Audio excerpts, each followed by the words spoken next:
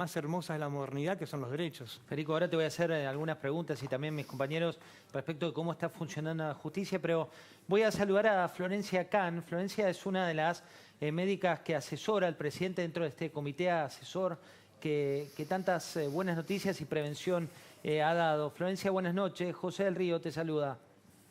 ¿Qué tal? Buenas noches, José.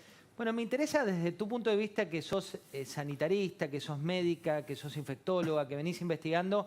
Hoy viste que en la familia se da cierta grieta. Empieza el que ya dice, bueno, hay que darle más preeminencia a la economía. Y el que dice, bueno, no entiende nada, vamos con la salud, porque la salud ahora es todo. ¿Cuál es tu opinión y en qué momento puntual estamos como para que esa calma llegue a las familias? Bueno, primero aclararte que yo estoy en el comité asesor que está trabajando con el Ministerio de Salud y el presidente, representando a la Sociedad Argentina de Vacunología y Epidemiología, hay representantes de sociedades y algunos expertos que fueron convocados, y siempre analizamos esto desde diferentes puntos de vista. Obviamente desde el punto de vista epidemiológico, infectológico, sanitario, también desde el punto de vista económico y también desde el punto de vista de lo que es lo psicosocial, ¿no? La salud mental como un punto muy importante, tanto como la salud física. Así que en realidad no lo pondría en términos de una dicotomía, sino que según la situación uno va priorizando una cosa u otra, pero obviamente que nadie es ajeno a la situación económica del país, y no me refiero a lo macroeconómico, digamos, no me voy a meter a hablar de eso, que vos sos el experto, pero digo, no me refiero a la deuda externa, a los bonistas, ni nada de eso, me refiero a la economía de cada uno de los hogares, que por supuesto se ve afectada por esta situación.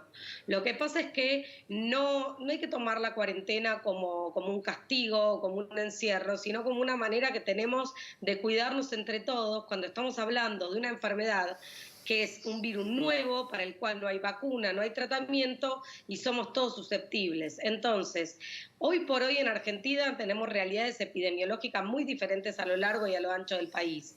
Hay 2 provincias que nunca tuvieron casos, hay varias provincias que hace más de 15 días no tienen casos, y está, por supuesto, el mayor problema concentrado en la Ciudad Autónoma de Buenos Aires, el conurbano bonaerense.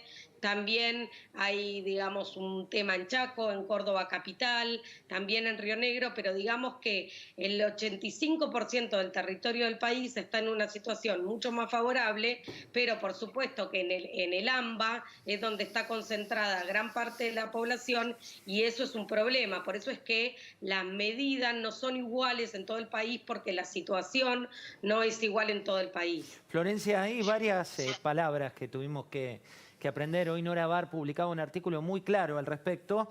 Y hay 2 situaciones que me interesa charlar contigo y que a la gente le puede importar mucho. Una es el famoso pico, te lo deben haber preguntado varias veces, pero entre el tiempo de duplicación, la positividad y el pico y la movilidad de la gente hay como un combo, ¿no? ¿Cómo estamos hoy en esa fotografía? Bueno, a ver, respecto al pico, que sí es algo muy preguntado, el pico es el momento en el que tenés el mayor número de casos hasta que empieza a bajar. En algún momento tendremos un pico, pero siempre se trabajó con el objetivo de que ese pico sea lo más tarde posible y lo más bajo posible. No necesariamente por tener un pico tenemos que tener un pico súper pronunciado, porque justamente la idea de tener un pico más bajo es permitir que el sistema de salud pueda dar respuesta a ese lógico aumento de la demanda que va a haber cuando tengamos un pico. Eso por un lado. Por otro lado, el concepto de tiempo de duplicación es los días que tarda en duplicarse el número total de casos. No es tener el doble de casos de un día para el otro, ¿no? Es el número total de casos. Y por otro concepto por el que me preguntabas es el porcentaje de positividad, es decir, cuántos test tenés positivos sobre el total de los pacientes testeados. Si en un lugar yo testeo 100 pacientes y tengo 8 positivos, tengo 8% porcentaje de positividad. ¿Y a quiénes se testea? A aquellos que son un caso sospechoso de coronavirus. La definición de caso sospechoso fue variando a lo largo del tiempo según la situación epidemiológica y las nuevas evidencias. Porque, por ejemplo, hay síntomas nuevos que tienen que ver con el coronavirus, por ejemplo, la falta de gusto y la falta de olfato, que al principio no los conocíamos o que no sabíamos que estaban asociados con el coronavirus, pero no nosotros en Argentina, no se sabía. A medida que se sumaron más casos y se sumó más evidencia, se supo que sí, que la falta de gusto y la falta de olfato, por ejemplo, eran síntomas que podían ser compatibles con coronavirus. Entonces eso se introdujo a la definición de caso sospechoso. Incluso la definición de caso sospechoso, que es muy importante porque me va a decir a quién tengo que testear, esa definición es diferente para el personal de salud o para la gente que vive en los barrios populares o en los geriátricos que para el resto de la población, porque esos son lugares donde el distanciamiento físico es más difícil, entonces es más fácil el contagio y tenemos que ser muy sensibles y rápidos en el diagnóstico. Florencia, Pablo Fernández Blanco te va a hacer una pregunta.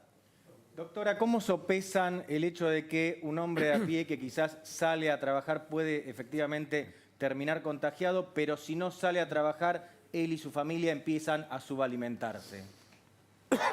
Sí, el tema es que salga a trabajar, digamos, con todas las medidas que, digamos, que se requieren de cuidado, ¿no?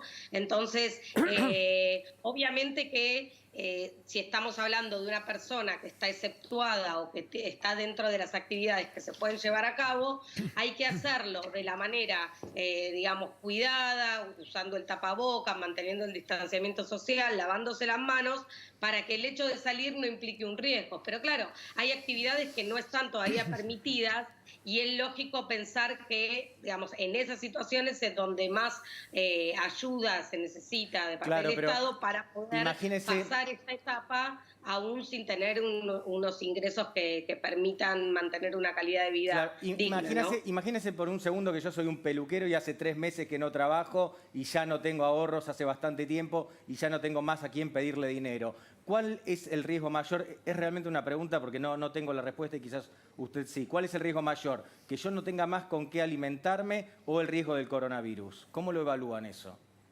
Sí, es difícil de responder porque en realidad uno cuando está en una situación de una emergencia sanitaria y de una pandemia va evaluando cuáles son aquellas actividades que son esenciales y cuáles no, y por supuesto que esto está afectando a gran cantidad de trabajadores.